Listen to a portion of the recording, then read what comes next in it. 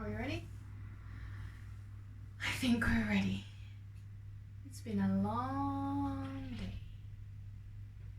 I'll just tell you that my day started with a kid throwing up on his desk.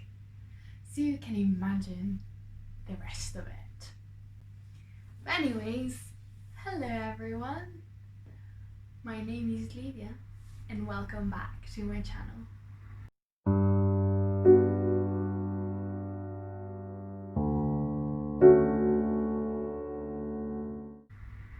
Today I'm going to be talking to you about all the books that I hope to read before the end of 2020.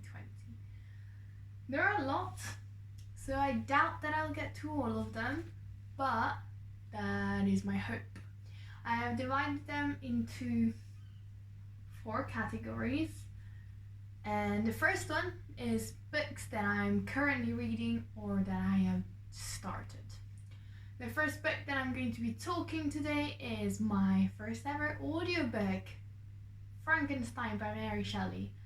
I am 150 minutes away from the end of this, and I've been listening to it on my commute to work, so I should be done in a couple of days. So really I should be done with that book, with Frankenstein, by Tuesday probably, hopefully, and I don't know if I'm enjoying it yet. It's not bad. I'm not gonna say it's bad, but I don't know if I'm enjoying it quite yet. Of course, Frankenstein is the super famous gothic novel about a man who creates a monster, and the struggle between the creator and the monster, with a central theme of what is humanity. And yeah, I mean, it is where the gothic genre was really born, so horror was fundamentally impacted there, and I thought it would be quite nice to read it, and yeah, I'm listening to it on audiobook. And I'm not really super enjoying the audiobook because I think the reader is a bit too quiet and slow for this story, but I guess we'll have to see. Then, the next book that I'm going to be talking about is Into the Drowning Deep by Myra Grant. And this book is about killer mermaids. I am that much through it, so not doing great. I was hoping to have this finished by Halloween, and today is the 6th of November. So that's not going great. In this story, a ship has gone to a particular area of the sea to find mermaids about 7 years ago, and this ship has all the people on the ship disappeared, and some footage of mermaids has been found. But most people didn't believe this footage and thought it was a hoax, but no corpse has ever been found. Now, 7 years later, a new ship gets sent in the same place to find the mermaids and to kind of figure out what happened to the people on the ship. And it's about killer mermaids. And I gotta say, the mermaids are super interesting. I heard it's kind of sci-fi, which I guess it's horror sci-fi, but I would have just categorized as a horror because there is a lot of talk about sciencey stuff, and there is this kind of like, not apocalyptic, but like worst case scenario in 5 years from now to do with climate change. So I guess it could be sci-fi, but I really just would say that this is horror. And I am really enjoying it. I really enjoy all the characters. We see a lot of points of view from a lot of characters on the boat, and I think most of them are really interesting. And there has already been a scene which already made me a bit uncomfortable, and the mermaids are quite scary. And that's all I'm gonna say about this book. Next, A Little Life by Hanya Yanagihara. I hope I said that right so much. Anyways, A Little Life is the story of a group of friends, and that's it. It really is it. It is such a complicated thing to talk about this story, I feel like. Yeah, this book is about a group of friends who know each other from college, but now, which is university, and in my mind, sorry, not the same thing. But anyways, this group of friends has known each other since university, and now they've all moved to New York, and it follows their life for about a decade. I read 2 out of, I think it's 5 parts, and this book absolutely destroyed me already, and I'm not even halfway through. So I had to kind of interrupt it because I was getting super stressed because of life things, and this book wasn't helping because one of the characters, Jude, he is the main focus of the story, and his past is very troubled, so his present is also very troubled, and that makes the whole story very dark and very sad. I really wasn't in the right headspace to read it, but I think I'm better now because some things have changed in my life, so I'm hoping I can read a little bit more. I would hope to read at least one more part this month and finish it before the end of 2021, because I think that while this book is going to absolutely destroy me emotionally, I am going to love it. And that's it for this book. And then there is Neil Gaiman's Midnight Days, which is a collection of short horror stories by Neil Gaiman, which have then been illustrated and put in this little book. And some of them are great, and some of them are not. I'm reading one that I'm quite enjoying at the moment, but the first 2 I didn't understand anything, so I didn't enjoy that at all. And then the 3rd one was quite good, pretty scary. I think I read that on Halloween with at night times. That one was pretty scary. That one was called Hold Me, and there is no real plot throughout these stories, like common plot, but I think the drawings are really pretty for most of them, and as I said, one of the stories creeped me out quite a lot, and I'll see how I feel about the rest.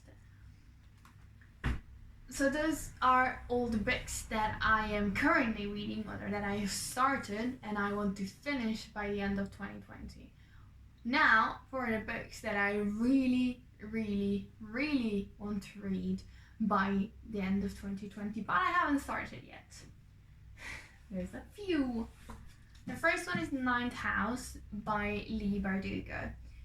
Well, I want to read this one because A, it's a library book, and B, I'm super excited about this. This is the story of Alex, a girl who goes to Yale, and she kind of got a scholarship, but in exchange for the scholarship, she has been told that she needs to keep an eye on Yale's secret societies, because she knows that some of these societies know magic. And after a girl dies, she kind of wants to investigate the connection between this death and the secret societies. And I am so stoked for this book, because it will be the 3rd Dark Academia book that I'm reading this year, and the first 2, which were Bunny and If We Were Villains, I've given 5 stars to. And I heard that this one is really good as well, so I'm super excited about it. And there's also this vaguely magical plot throughout, it seems, and I am excited for that one as well. I also really enjoy Leigh Bardugo's writing. I had some problems with Six of Crows pacing, but her writing I thought was really good nonetheless, so I am excited to read this, very excited to read this, and I hope I'll get to it in November. Then I have Emma. Oh my goodness! Look how cute! Oh my goodness, look how cute!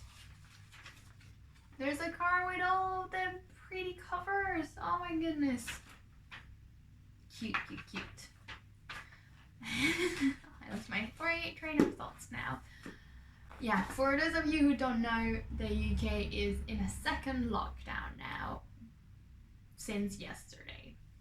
And while nothing has really changed for me because schools are still open, so I'm still going to work, and I wasn't doing much before lockdown anyway, so not much has changed.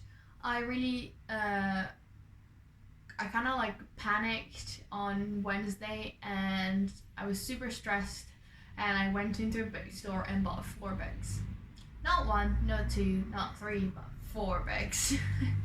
And I'm kind of disappointed because I was hoping not to buy books and just rent and get them from the library, but since it's locked down, libraries are closed now, so yeah,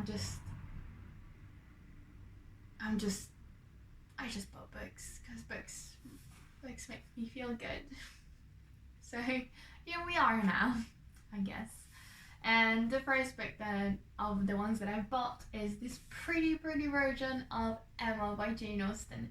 And I haven't read anything, and I haven't read Emma yet. I read both Pride and Prejudice and Sense and Sensibility, which I actually have a reading vlog for somewhere out there. And I am super excited to read Emma because I think Emma is one of my favorites out of the films.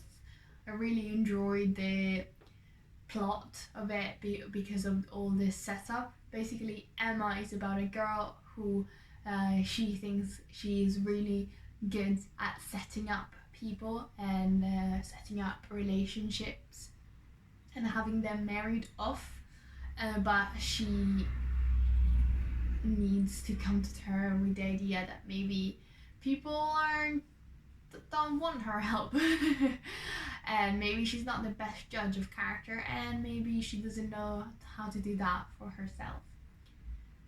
So I really like that classic rom-com feel to it that it often has in films, and I am absolutely excited to read this one and to see how the original compares to the films and all of those. I'm also trying to read a classic a month for the end of 2020. I have read Sense and Sensibility for October. I'm hoping to read Emma for November, and I think I have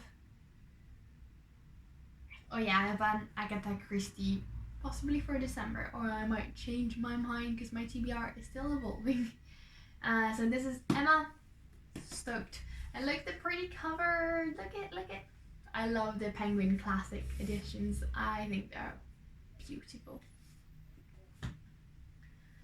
And then the next book that I bought is The 7 Deaths of Evelyn Hardcastle, or The 7.5 Deaths of Evelyn Hardcastle, but this is the UK version, so no, there is no half in this version of this title. I am not sure why that is, but anyways. In this story, Evelyn Hardcastle dies every day. And Aidan, our main protagonist, is trying to save her. But to save her, he has to find out who the killer is. The only problem is that Aidan every day wakes up in the body of a different guest at the party Evelyn has been killed at, and he's always too late to save her, so he'll have to figure out who the killer is before it's too late, or to break the cycle of repeating the same day again and again. But he is opposed by someone else who doesn't want him to find out. So that's the story, and I don't know why, but this book has had me excited since I've learned of the blurb. So I am so stoked to have it and to be able to read it, and I love mysteries, so I heard this one is good. So this one It's definitely one that book 2 made me buy, so we'll see, I guess. I have no idea anything else about this book. 0. So I think that's it. I'll tell you more if I don't know more. And the last one is, oh, I actually don't know what this is about really. Oh my god. Oh my god.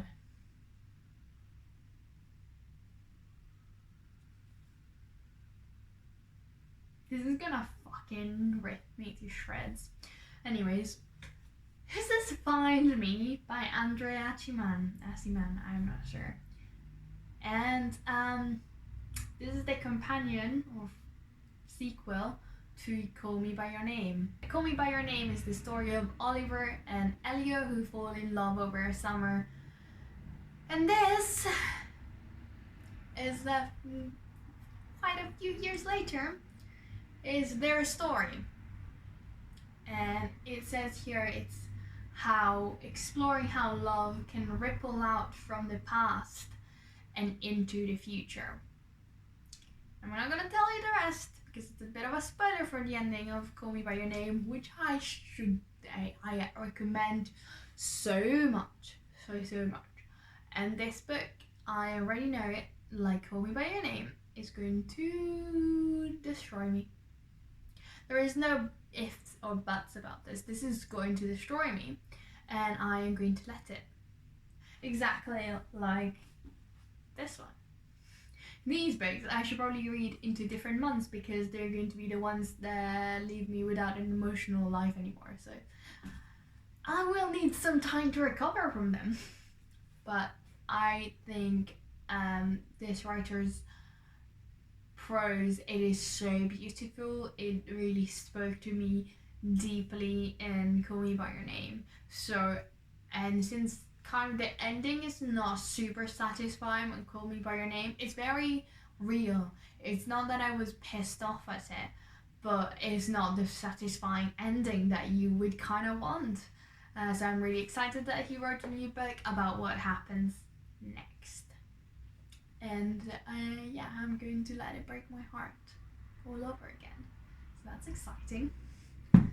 And now the category of books that I own and that I would like to read, but I'm not in a rush to read. So the first one is Agatha Christie's And Then There Were None. I started the first few chapters of this and it was a bit too much. There were a bit too many characters. So I might try to find the audiobook for this because I feel like an audiobook would make more sense and keep characters more distinctive, especially if there are multiple narrators, each one for each character. That would be amazing. But anyways, this is the story of 10 people who go to an island and are invited to an island and then false pretense, and then they start dying off one by one, following to a nursery rhyme that goes something like 10 little soldier boys, and then stuff happens to the soldier boys. So while this one is supposed to be super creepy and terrifying, I'm not really in the mood to read it right now, so I might wait a little bit. What else?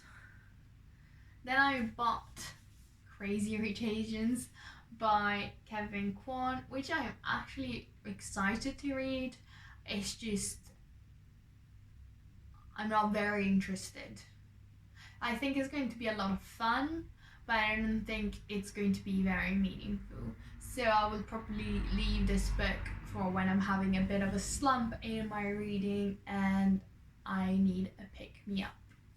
Because I think I can breeze through this book and be very entertained and not be changed at all by it, which is not bad.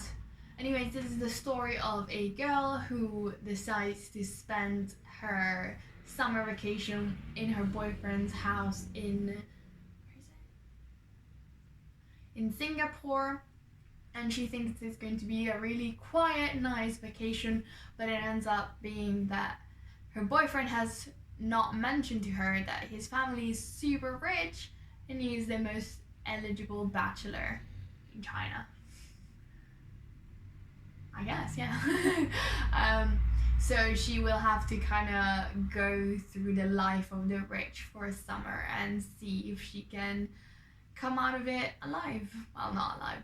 Come out of it on top. That's better. And yeah, I heard good things about the films. I never watched it because I wanted to read the books first. And here it is. I'm gonna read it. I swear, I'm gonna read it. And I am excited to have book that's not by a white author as well, not with a white character, which I feel it's not. It's a bit of a single one in this big stack, and I don't really like that. I'll need to change that for 2021. I'll need to change lots of things for 2021, I feel like. Anyways, the next one is The Eye of the World by Robert Jordan. This is the first book in the Wheel of Time series. And I blame Daniel Green for this. I honestly do. Because if it hadn't been for Daniel Green and all his videos where he recommends the Wheel of Time and he says people need to read it, I would not have bought this book. But I am actually excited because I really wanted to read more fantasy. I haven't read hard fantasy in a while, and I think this is a high fantasy and I think I'm going to enjoy it. Do I know what it's about? No. Should I read what it's about and tell you? Probably. It doesn't say what it's about. Jesus Christ. I have no idea. Here it says, the wheel of time turns and ages come and pass, living memories that become legend. Legend fades to myth, and even myth is long forgotten when the age that gave it birth returns again. What was, what will be, and what is may yet fall under the shadow. What does that mean? I have literally no clue. And I'm so hyped to find out. And now the last book that I own is The Bromeliads by Terry Pratchett, which is composed by Truckers, Diggers and Wings. This is actually my boyfriend's book, so I don't actually own it. But he has really recommended it to me. He says it is one of his childhood favorites, especially Truckers. And this is the stories of some little people living in a mall and kind of thinking that the mall is the whole world and seeing how they behave there. That's all I know about it. And I'm excited because it's Terry Pratchett, but I don't know if I'm gonna make it a priority for now. So we will see when I get to it. This is the day after, and I was editing, and I realized that the last part was just awful, that I described the black flamingo awfully, and so I am redoing it. And in the meantime, I thought of one more book that I think I want to read before the end of 2020 that I do not own, so I'm gonna talk about that one as well. I had to put on makeup for this, so we better get it right. So for the last category, I'm going to talk about the books that I don't own, but I do want to read before the end of 2020. And the first one is The Black Flamingo. This is the story of a teen who is mixed race and gay, and he has to come to terms with both of these identity that are part of him, but that he feels they are kind of like ostracized, is that the right word? They're kind of seen badly from society, so he has to come to terms with them. And when he gets to college, university, he kind of gets into drag shows, and he becomes the drag artist, the Black Flamingo. And this is a story written in verse, and I'm actually super excited to read it because I've never read a novel in verse, and I think it's going to be beautiful.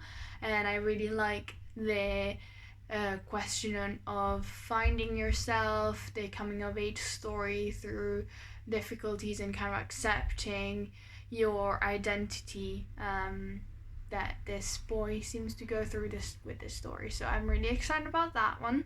And the other book that I want to read but that I don't own is Cemetery Boys. So this is the story of a Latinx teenager who is transgender, but his family doesn't accept his identity, his gender, and nevertheless he wants to prove himself to be a real brujo, which I think it's kind of like a sorcerer or a magician sort of thing. So he summons a ghost, but this ghost doesn't want to go quietly, and there is kind of, I think there's kind of a sort of romance between the ghost and our main character.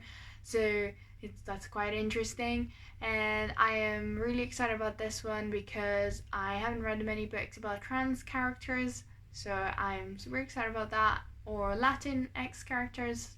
So I want to read that before the end of 2020. And I think that is all, which is fair enough because these are already way too many books. So I'm gonna try my hardest, that's for sure. Alright, and now back to my previous footage. So it's gotten really dark and I hope you could see me because I have no idea. And that's it.